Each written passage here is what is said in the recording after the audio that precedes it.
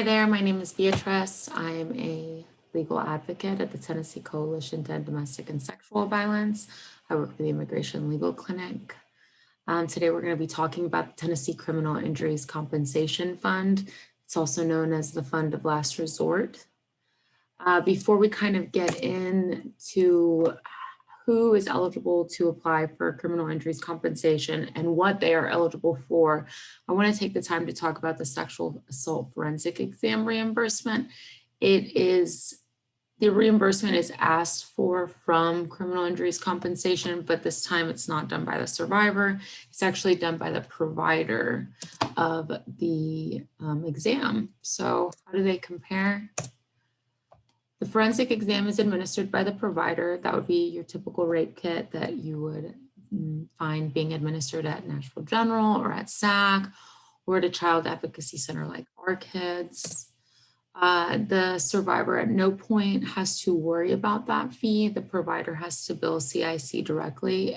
It can never bill the patient, and it can never bill the patient's insurance. The claim includes the form, the bill, and an affidavit from the provider. The maximum limit is $1,000, and as I said, the balance may at no point be billed to the patient. Some of the things that criminal injuries compensation, when a survivor makes a claim, is held under, such as reporting the crime or cooperating with the police. None of these things are really observed when it comes to SAFE. So today we're going to talk about criminal injuries compensation. We're going to talk about who can qualify, who's an actual victim, who may file a claim, what expenses they might make their claim for, what documentation they need to show, and how long it takes to file and how long it takes for that claims department to review the request. So to talk about where some of that money comes from, it comes from the taxes for persons convicted of felonies. It comes from litigation taxes, proceeds from bond forfeitures, parolee fees, probationer fees, the federal VOCA grant, juror reimbursement donations, and interest earned on funds money.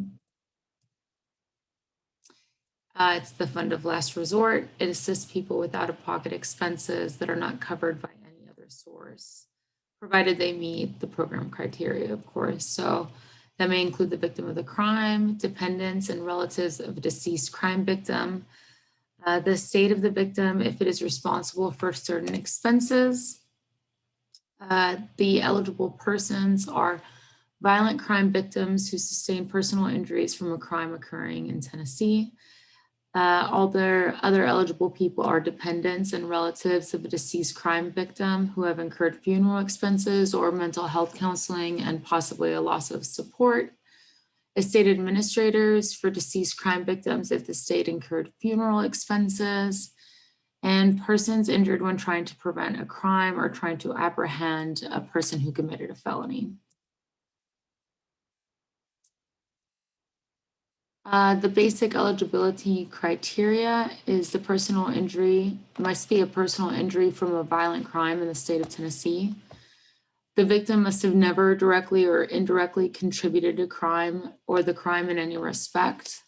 The crime is reported within 48 hours unless there is good cause, and the good cause can be proved. Full cooperation with the investigation and prosecution. That means anytime the detective calls, being fully forthcoming, making sure that you are doing everything in your power to prosecute the person that perpetrated the crime. The crime has to be filed within 1 year of when it occurred or 1 year within death of the victim. The only time that this is not something is if the child is a minor, if the victim is a minor, or if they have, yet again, good cause, and that good cause can be proven as to why that crime was not reported.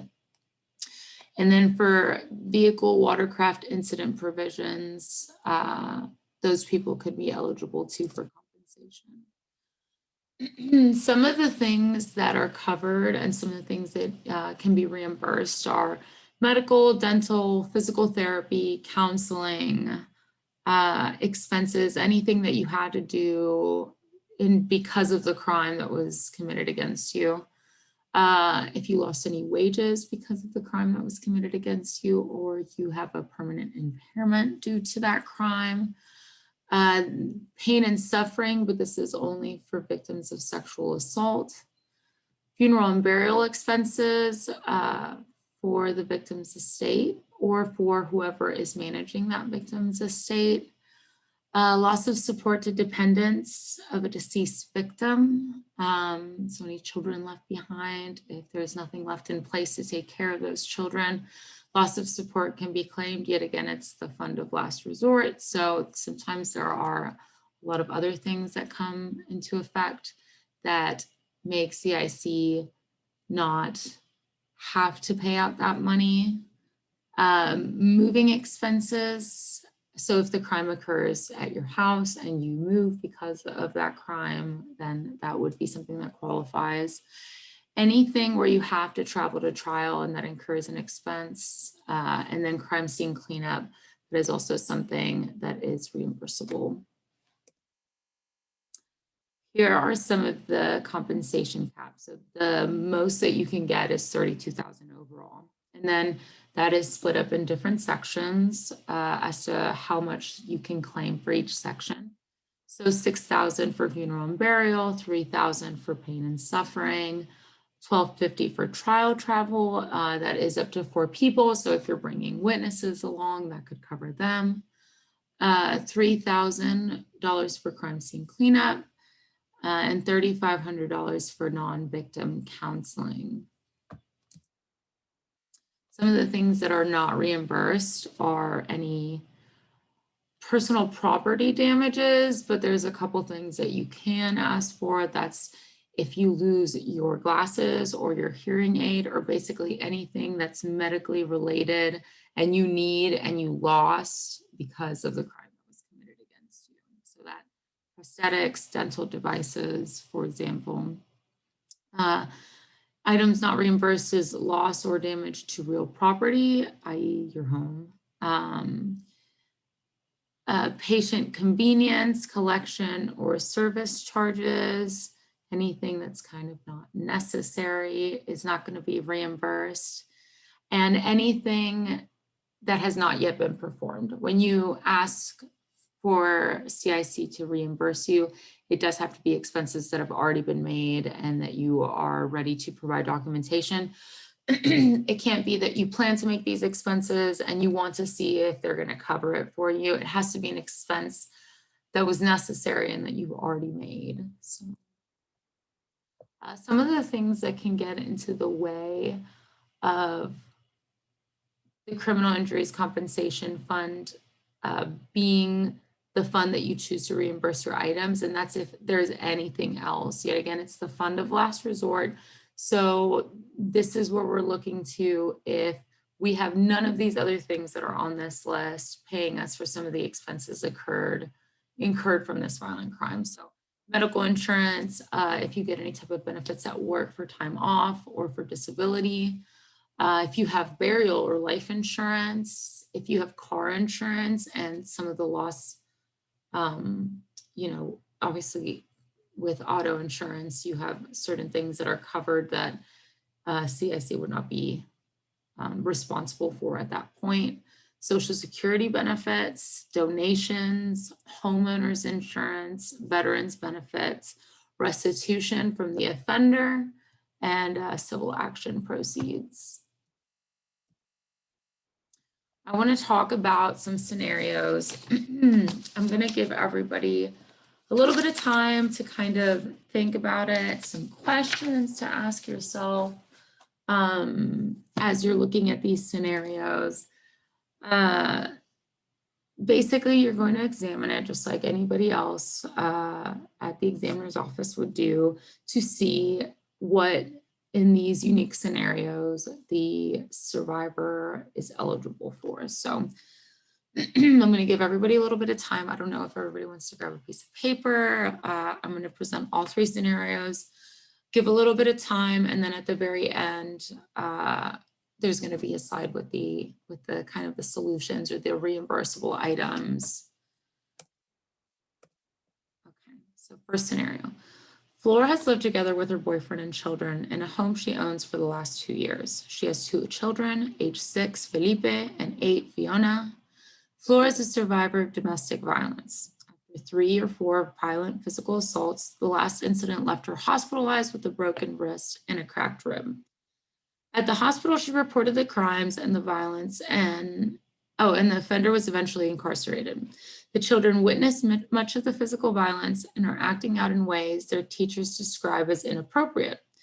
Flora believes they need counseling. Flora is employed and has health insurance coverage that pays 80% and co-payments are required. So just take a second to read over the story. I'm gonna look at my watch to make sure that I'm not rushing you guys.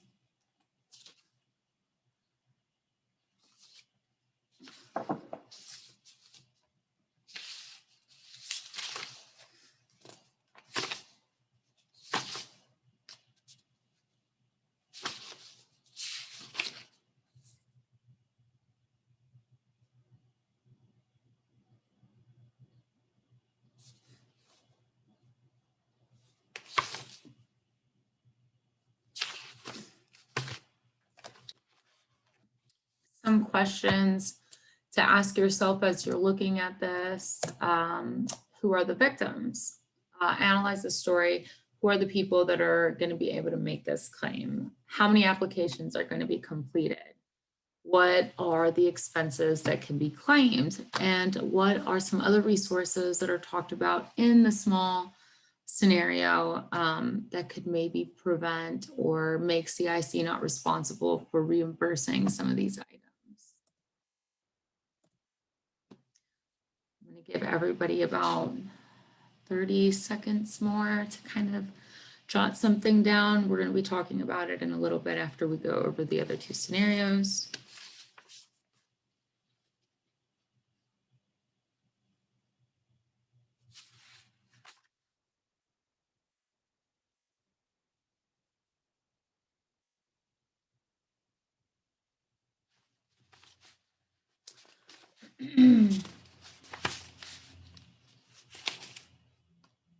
So some things to remember. We talked about the eligible people. They have to be a violent crime victim. They sustain a personal injury. It has to happen in Tennessee. Dependents, relatives of a deceased crime victim are eligible. State administrators, etc.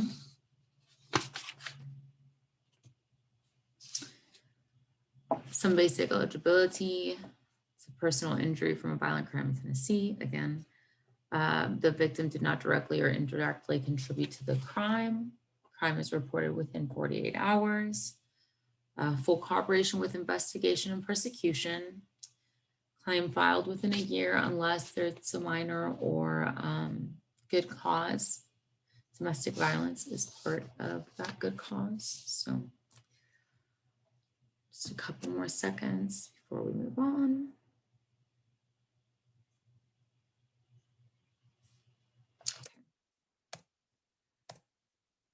Scenario number 2. Demarcus and Demetrius are twins who are survivors of repeated sexual abuse by their custodial parent. This abuse started when they were 9 years old. They eventually implicated the parent when they disclosed this continued abuse 2 years later to a school counselor. They were eventually removed from the custodial parent's care by DCS, and the offending parent was persecuted and incarcerated. Eventually, the twins were put in foster care. Let me give everybody a little bit to just look over that story.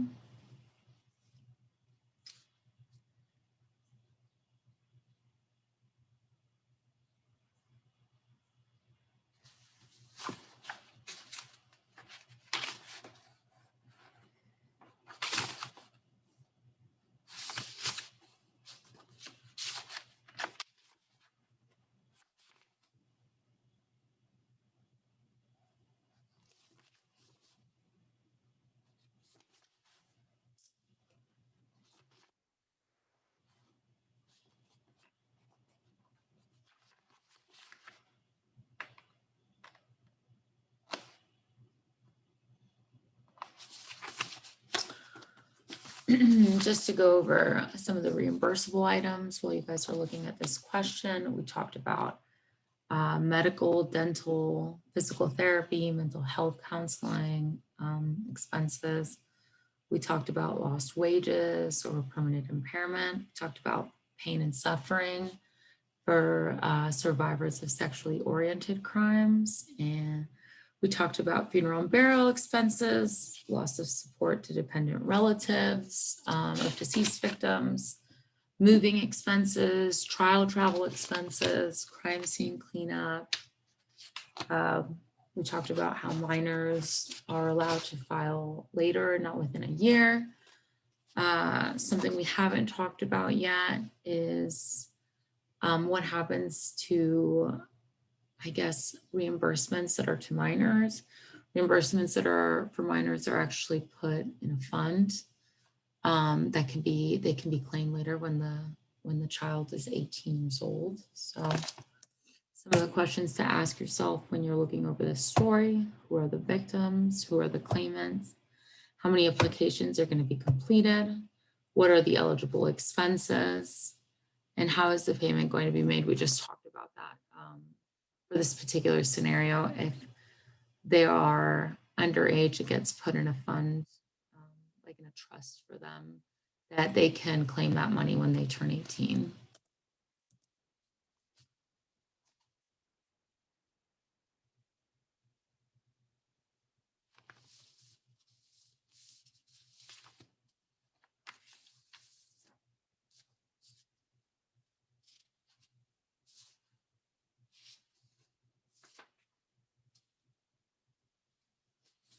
So while you're looking at this story, remember it's the fund of last resort.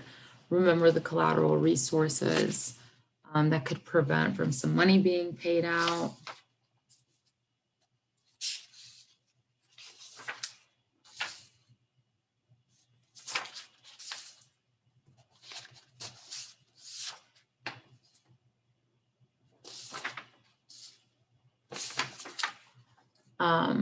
Remember the items that aren't reimbursed. So loss or damage to personal property, unless you need it, like glasses or hearing aids, something that you need that helps you, it helps your person. Loss or damage to real property, such as your home. And of course, anything that hasn't, any cost that has not been incurred yet. So a couple more seconds on this story.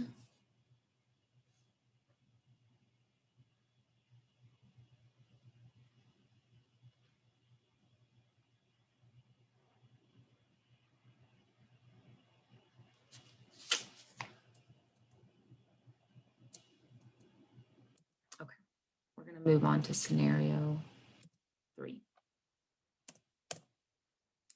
Scenario 3. Vinny is 12 years old. He lives with his father, Vic, who works and is also receiving child support from Vinny's mother, Vera. Vera lives a couple counties away with her second husband, Jack, and their daughter, Jane. Vera is killed as a result of injuries sustained when a drunk driver crosses into her lane and strikes her vehicle head-on.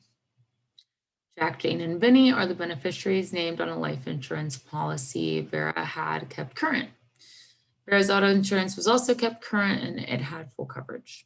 The intoxicated driver had no driver's license or insurance, and the funeral expenses were $14,000.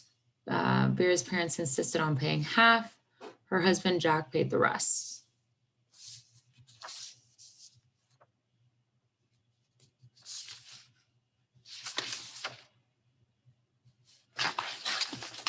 So again, to go over some of the collateral resources while you're looking at this story, some of the things that might make CIC not responsible for reimbursing some of these expenses. So medical insurance, burial or life insurance, wink, wink, auto insurance, any type of Social Security benefit, any donation, homeowners insurance, veterans benefits, restitution from offender, and civil action proceeds.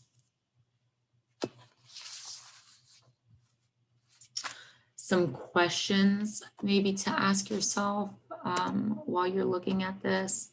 Who are the victims? Who are the claimants? How many applications are going to be completed? What are the eligible expenses? What other collateral resources are available that may prevent payment from CIC? Go back and give everybody a little bit more to just, I know this one's a little longer, to look over this and see what some of the reimbursable items are.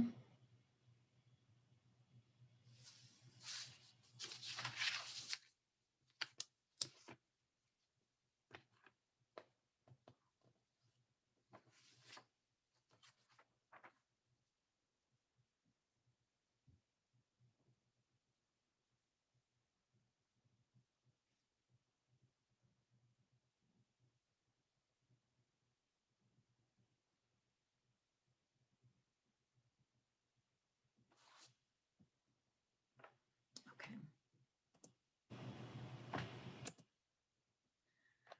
So the eligible compensations for the story. I'm going to reread the stories actually and then give the answers and kind of go over some of the questions. So the first scenario was Flora has lived together with her boyfriend and children in a home she owns for the last 2 years. She has 2 children, ages 6 and 8, Philippe and Fiona. She's a victim of domestic violence. She's had 3 or 4 violent physical assaults. The last one left her in the hospital. She had a broken wrist and a cracked rib. At the hospital, she reports the crimes and the offender is eventually incarcerated. The children are witnesses to a lot of the physical violence and now are acting out. Their teachers are saying it's inappropriate, and Flora, their mother, thinks that they might need counseling. Flora is employed and has health insurance coverage that pays 80% and co-payments are required. So the victim here is Flora. Her children are, I guess you could say, indirect victims, but the Criminal Injuries Compensation Fund covers expenses such as counseling for minors that were present or played witness to the domestic violence. But the victim is Flora. The claimant is going to be Flora as well, because the children are underage, they're minors. How many applications are going to be completed? Just one, because she's completing the application for them. What are the eligible expenses? So when we're looking at the collateral resources, obviously her health insurance is the collateral resource. It pays 80%. But co-payments are required, and of course there's a 20% that's not covered. So Flora could be reimbursed for the 80% her insurance doesn't cover, and the co-payments in regards to her hospital bills for her physical injuries. So that's the broken wrist and the cracked rib. And the same portion can be covered or can be claimed, reimbursed for the children's counseling bills because they were witnesses to the domestic violence that was occurring at home. So those are the things that obviously the hospital bills are already in existence. If Flora sends the kids to counseling, that can be claimed after they are sent to counseling and they are already billed. It cannot be claimed before. Okay, scenario 2, this is Demarcus and Demetrius. They are twins who are survivors of repeated sexual abuse by their custodial parent. The abuse starts when they're 9 years old. They eventually implicate the parent when they talk to their counselor a couple years later. They're eventually removed from the care of the custodial parent by DCS, and the parent is prosecuted and incarcerated. Eventually, the twins are put in foster care. So the victims here are Demarcus and Demetrius. The claimants would probably actually be DCS. I think the jurisdiction would be over them, and the kids are minors. How many applications? It would be 2 applications, 1 for each child. The eligible expenses would be medical or mental health expenses and pain and suffering because the crime is of a sexual nature. What other collateral resources are available for this one? It doesn't say any collateral resources. And how are they going to get the funds paid for them? So that this is the scenario in which the money gets put in a trust and then they are able to claim it when they turn 18.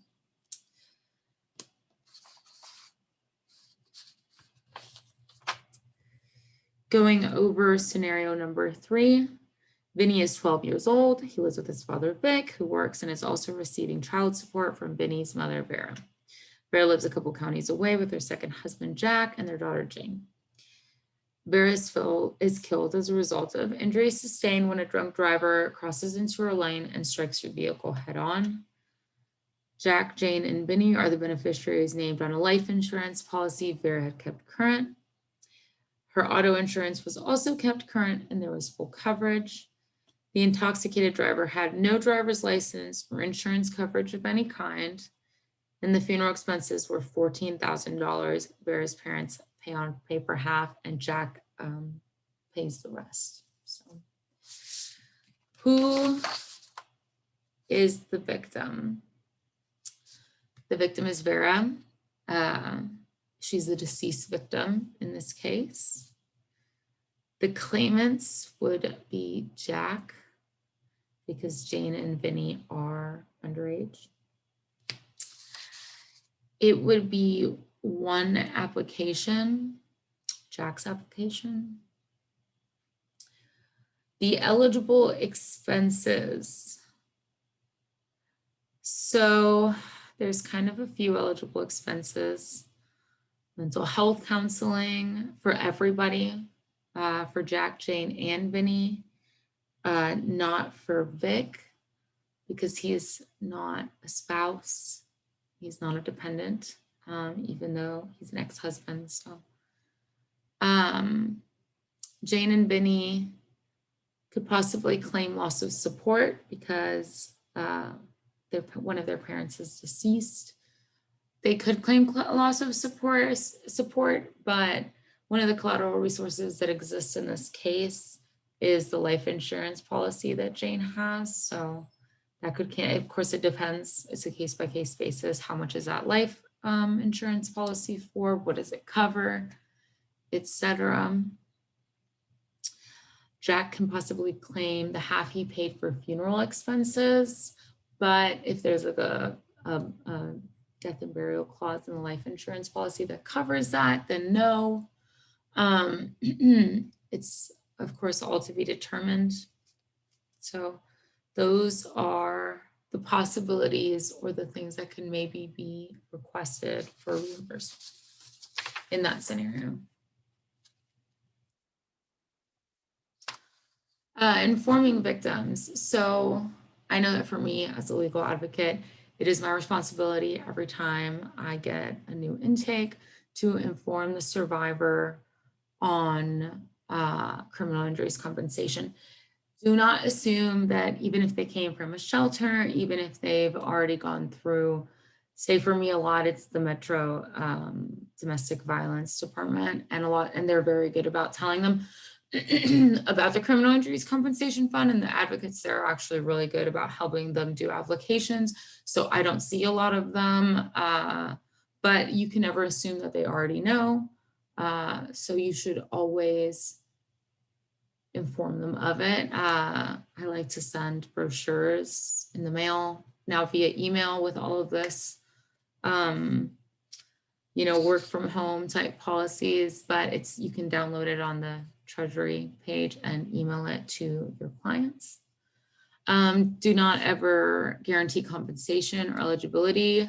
As you can see from what I've talked about, it's only certain things are eligible and only certain people are eligible, and on a case-by-case basis that changes. And I don't think that it's sometimes not very easy or clear who could be eligible for a certain type of reimbursement. So never guarantee any type of reimbursement. You can provide a form. The form is online. I have forms at the office right now, and I think that the way that you get those is just by calling them, and you can just request a bunch of brochures. We request them in English and Spanish, and then they also have applications in English and Spanish. If you are assisting, definitely try to make sure that the form is filled out well, just so that they don't have to be going back and forth or run the risk of getting rejected for something that they could have been reimbursed for. Definitely encourage keeping records of all expenses. As I talked about earlier, this is not something where you say, I think I'm gonna go get counseling for this thing that occurred to me. Is CIC willing to compensate me for that? You have to have already incurred that expense before you ask for it. And so if you know somebody that's about to go through all of that and has been the victim of a violent crime in the state of Tennessee, if you are talking to them during the process, try to encourage them hospital bills, counseling bills. The crime occurred in their home and they decided that they wanted to move because of that crime occurring in their home. Encourage them to keep all types of receipts, U-Haul receipts, anything that is any cost that is incurred after the crime happens that is directly related to that crime. Even if later they come to you and you're like, well, this doesn't qualify, just encourage them to keep any kind of record of expenses in that period of recovery. Encourage that they fill out the form in a timely fashion, have a year. Definitely remind them, hey, you have this much time left to be able to claim these expenses that you incurred that weren't your choice. It's not a requirement that the person that committed the crime be arrested or that the investigation is complete. Sometimes we have situations in which maybe they're on the run or, there's so many things that could happen, but that's not the victim's fault. And so therefore, the person doesn't have to be arrested and there doesn't have to be a decision yet made about how they're going to be persecuted. Always follow up with the claimant just to make sure everything's okay. So the filing procedure, the claimant or an attorney files the claim with the Division of Claims and Management. The claim should include supporting documents, but can also have documents added during the claims process. So once you make the claim, you are allowed to send some supporting evidence in. The claim is considered filed on the day it is received, so not on the day it is sent. That is something to keep in mind. If you are sending the claim kind of close to that cutoff date, just make sure that it's mailed with enough time for them to receive it. Now, I think that they're doing an online one. I feel like everything is online. So, sorry, I'm just opening. Yes, so everything's online. So basically now you can just do it right then and there and they receive it the minute that you do it.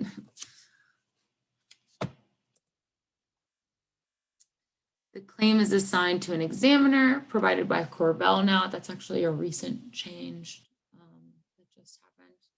A copy of it is sent to the DEA's office as well where the crime occurred. Sometimes the examiner will reach out to the claimant and request additional information to back up some of the things that are requested. The decision isn't made until the DA report is received, as well as all of the supporting documents from the claimant. And then the claimant or the attorney is notified in writing. In the case that your claim is rejected, an appeal form can be filed with the Tennessee Claims Commission within 90 calendar days. The Claims Commission sends the eligibility or dismissal order after his or her decision, and then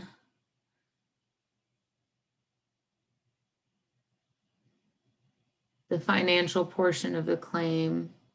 See, if the eligibility is determined by the Claims Commission,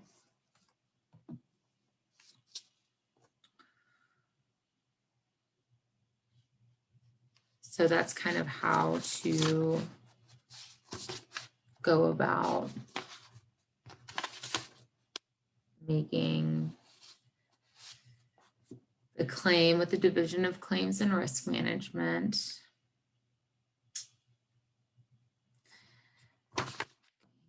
And the decision should be available in English and Spanish. They also have their brochure, as I said so earlier, in English and Spanish.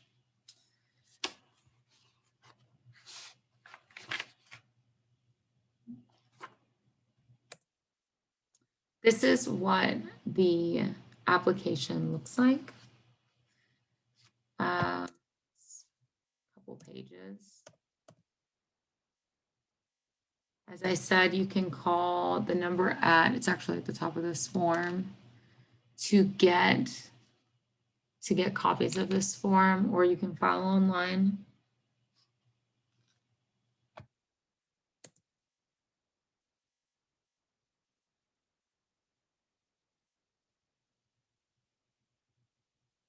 It's a pretty straightforward form.